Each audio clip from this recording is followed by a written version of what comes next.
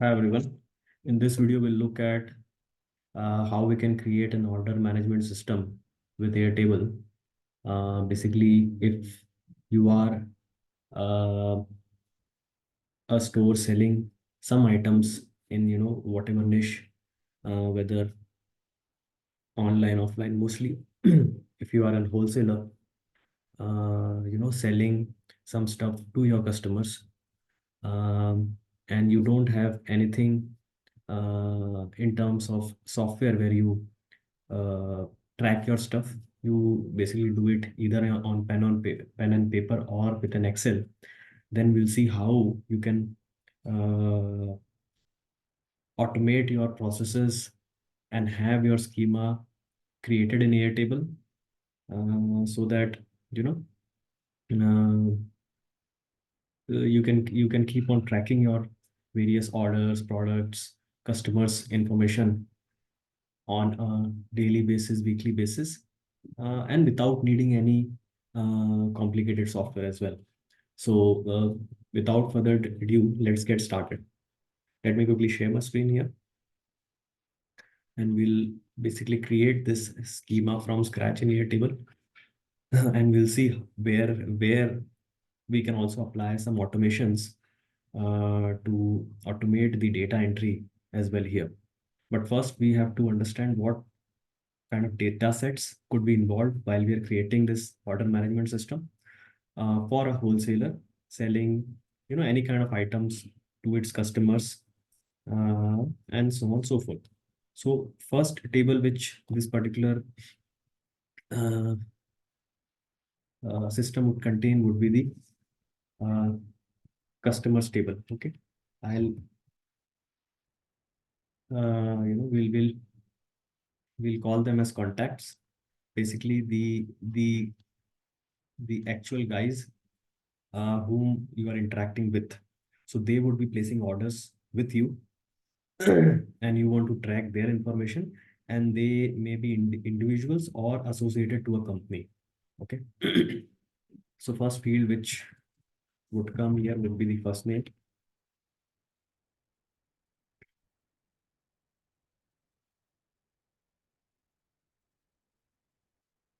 last name, and name field would be a formula field here, which is concatenating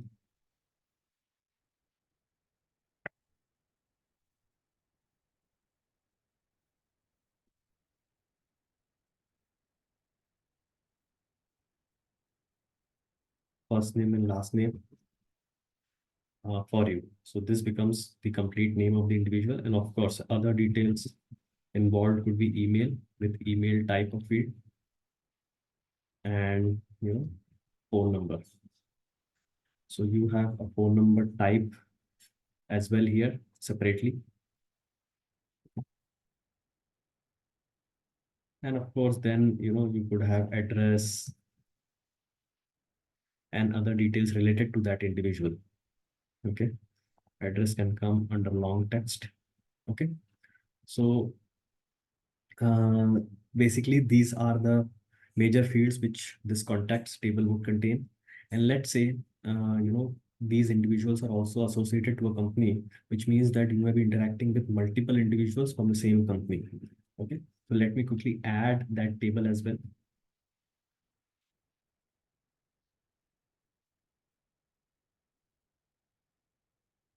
Okay. Company name would be there. Let me delete these default fields which get created every time I create a blank table in Airtable. So no problem there. And then this company would be basically linked to the contacts table. Uh, from one company, you could have multiple contacts linked. So this would be enabled. Uh, and as I created this linked field, you would see one link field created in the contacts database, contacts table as well. Here, one particular person would mostly belong to one company only. So this multiple linking we need to disable uh, and save the change. Okay. And apart from that, you could have let's say company email here and company address and so on and so forth. All the details related to the company. The important thing was to link company with contacts, okay, which we have done already. Okay, now what could be the next data set? Uh, the next data set would be products. So you are a wholesaler or a business owner selling some products to your customers. Okay, so obviously you would need to put your products in one place. Okay, so let me create a products table. By the way, you could also put services here if you are a services company. But we'll talk about products here in this particular example. So product name is one thing which would be there. Then uh, what else would come under products? You would have a unit price here, right? So I'll take it as a currency field. Okay, currency, and we created this field. Okay, unit price. Then maybe quantity available. Okay, which would be a number field. Okay, and as and when orders get placed and orders get fulfilled, the quantity available should get reduced. So that is something which we can do through automations, which is out of scope for this video. Okay, because we are looking at more basic stuff here. Quantity available, unit price, product name is there, then category. So you would have also have something known as product category. Like one product may belong to a certain category and multiple such products may belong to a single category, and you may have other set of products belonging to another category, and so on and so forth. So product category would be a linked record coming from another table where we will put all the product categories there. Okay, so one product would always belong to one category, so this we need to disable here. Okay, and so I created a product category a link here, and also created a blank table known as product category, which is already linked to the products table.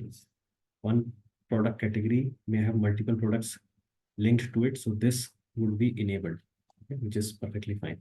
And you would have name of the category. So let me put, let's say if it's a jewelry store, the jewelry store may have earrings,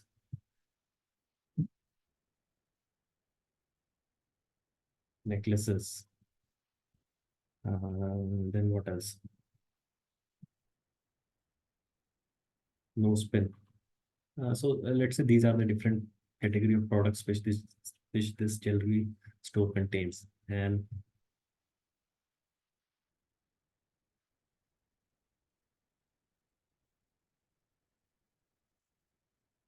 let's put some products as well here, just to get a sense of what is going on.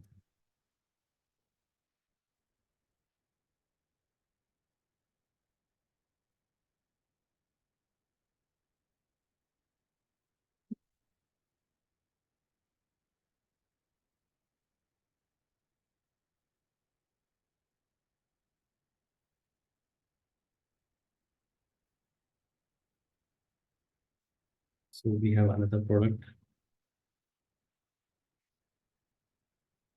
which will belong to the earring category. Okay, let's say this is worth $100 and quantity available right now is 120. And then there is another.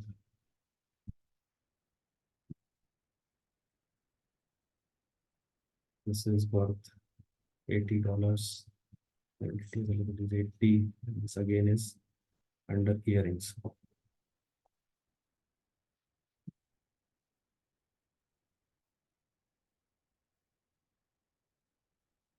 Let me put one product for non spin as well.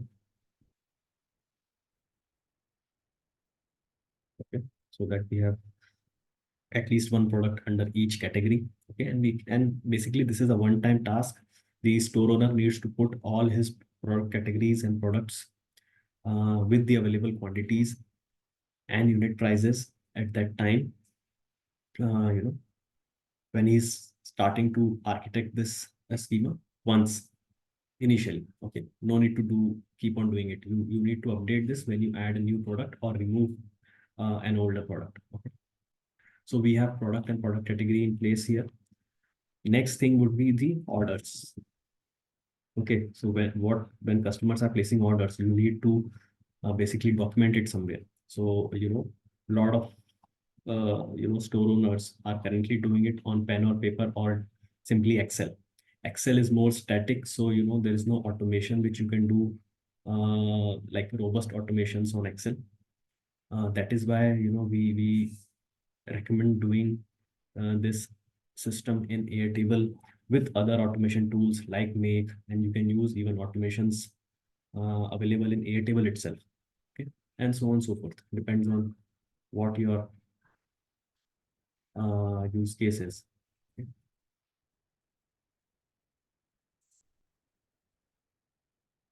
So in orders table, you would have the contact who has placed the order. So you would basically link the orders to the contacts table. Okay, and one order may have been placed. One order generally you would have one contact only. So this linking I would disable. Okay. And on the other hand, for contacts, that checkbox will be enabled because one contact may place multiple orders with the store. Okay, and then other thing would be the products. Now, if you have seen my video on junction tables, you would understand that it's difficult to directly link orders with products. Okay.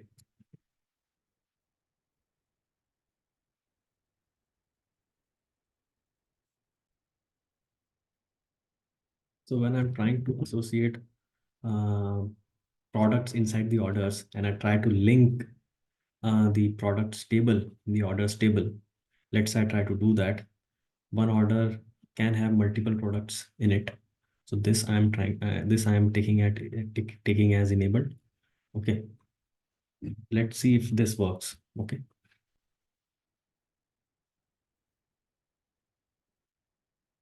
and and you can have fields like order total and so on and so forth. But let's quickly see how we can add the products. Now in an order you can have multiple products, and for each product you also should be able to put the quantity for that product. Because if you have created an order, let's say in Amazon, in an order you could easily place a couple of products, more than that even, along with let's say two quantities of a product, one quantity of another product, and so on and so forth. So quantity also you should be able to put in an order. So let's say if I'm creating an order with this setup and I try to put multiple products in that order. Okay, and when I try to add, you know let's say I want to put black pearl necklace two times, two quantity, I won't be able to do that because in a single cell it's difficult for me to put you know quantity plus product information together. Okay, so that means when I'm trying to link products directly to orders, it is not working. I'm stuck here. Okay, so the solution for that is creating a junction table. If you haven't watched my video on junction table, you can please do that. It is part of the series I'm running right now. So a junction table, in that table, what we'll do is we'll put product and order in one row along with the quantity. Okay, so then it becomes possible for me to put product and the quantity of product which is coming in that order, and another row you can put another product for that same order along with its quantity. Okay. Basically it's kind of known as order line item table. Okay, so in that way you could have multiple products coming in an order along with the quantities for each of the products. Okay, so what I'll do is I'll delete this field from here because this approach is not working. Similarly, in the products table, I'll delete the orders field because it's not working for me directly associating orders to products. So let me create a junction table with name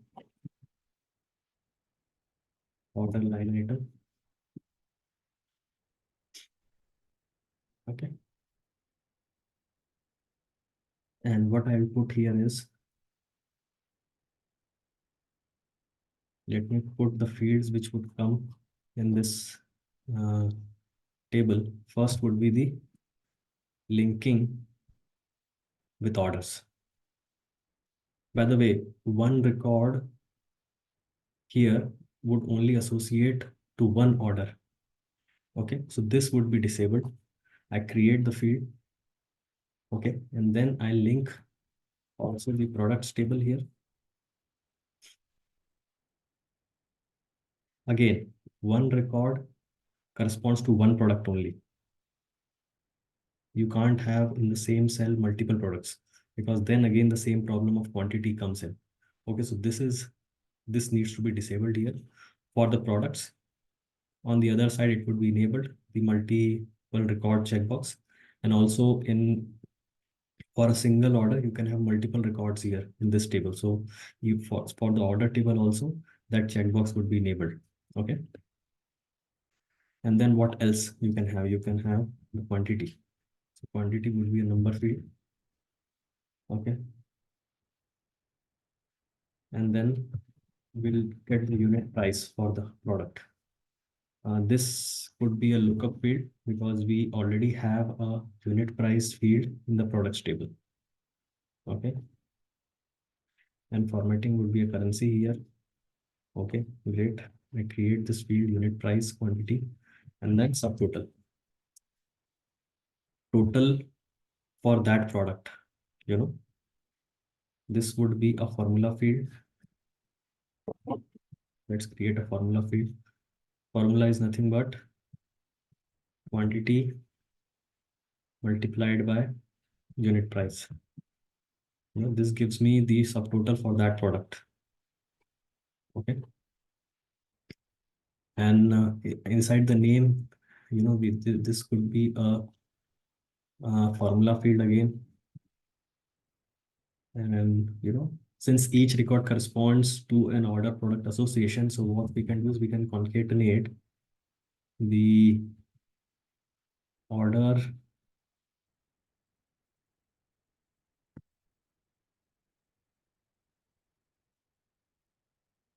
dash the products. That means the order name and the product's name would be concatenated and put here. So it gives me an idea of what all what order and product I am talking about for that particular row. Okay, hope this is clear.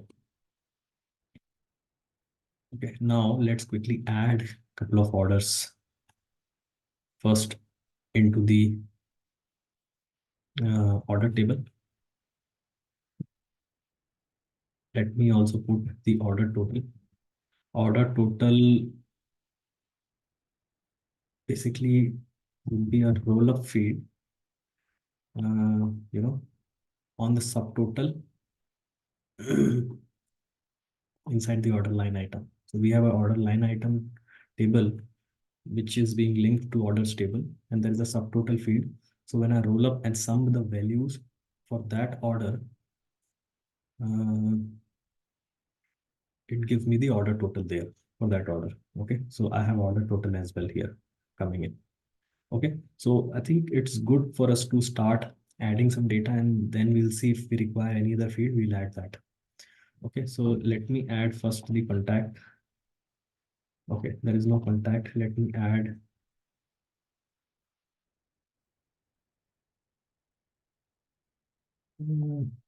okay, I have the first name here. Let me add.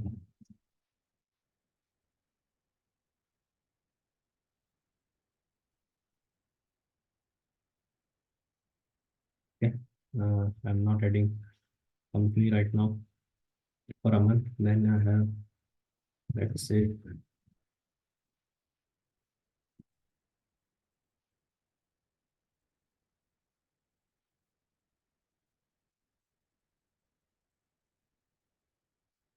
okay, and then I have,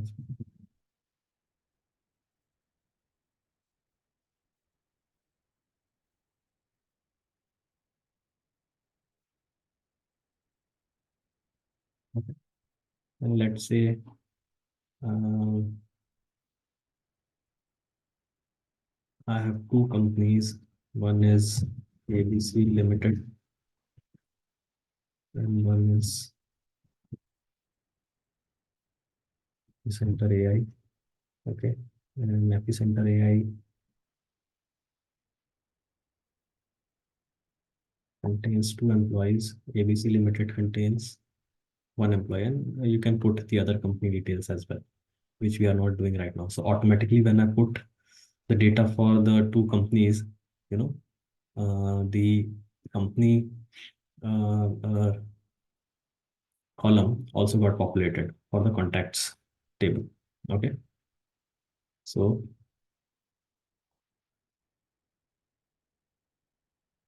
this is what we have for the contacts and company tables. Products, we have already put few products along with product categories. Let's go to the orders now. For the contact, let's add, as I as we as I mentioned at the time of creating the record, creating the column, that for this particular setup we are considering only one contact per record per order. Okay, let me put the name as order one. This could be an ID also. Okay. Okay. This is order three. This is order two. Okay, and let's go to the order line item table now and add the data there.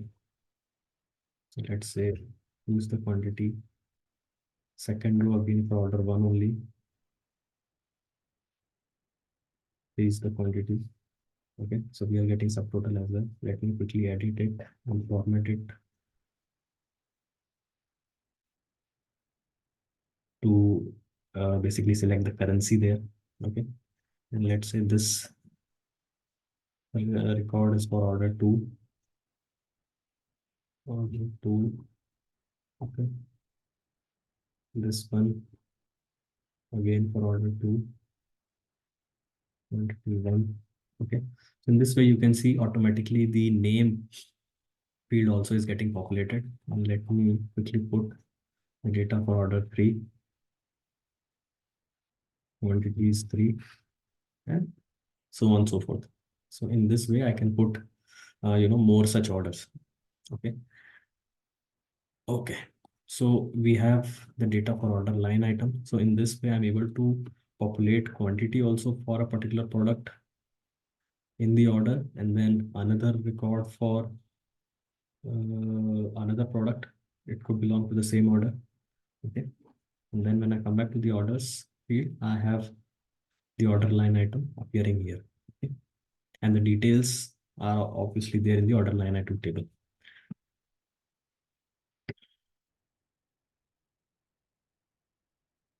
Okay, and automatically with the roll up, the order total is also coming up. Let's quickly cross check this if it is coming correctly for the first order.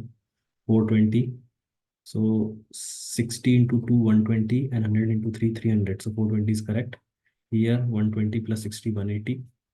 For order 2, it is 180, and for the third one, it is 240. Okay, which is correct. So, uh, and then you can put, other statuses, other columns in the order like status, which could be a single select field.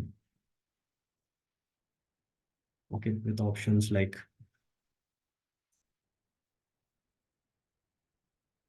pending,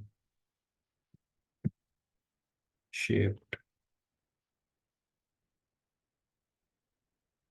packaged, invoiced, and so on and so forth. Okay.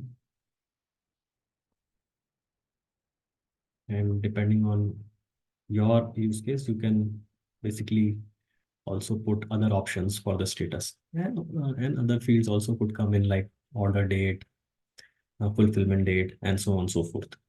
But you get the idea that here we use junction table to basically put the order information which contains product and quantity information. And we have contacts and company information which is linking the customers to the orders. Okay, so in this way we have basically set up a mini order management system for a product company selling products to its customers.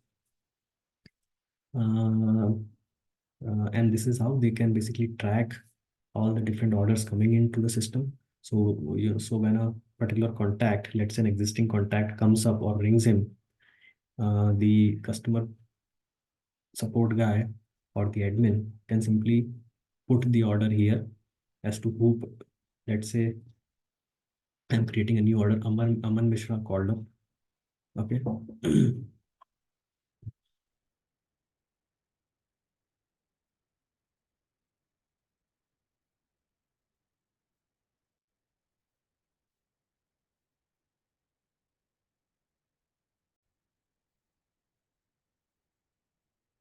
Yeah. So let's say the order number is order 4, and then the person goes back and puts order 4 information here. Let's say it contains a single product which the customer has ordered. Automatically, all the information gets filled up. So, and this can also be done through a Google form, and you can automate the form submit to populate the data here in these tables through make or automation available in Airtable, and so on and so forth.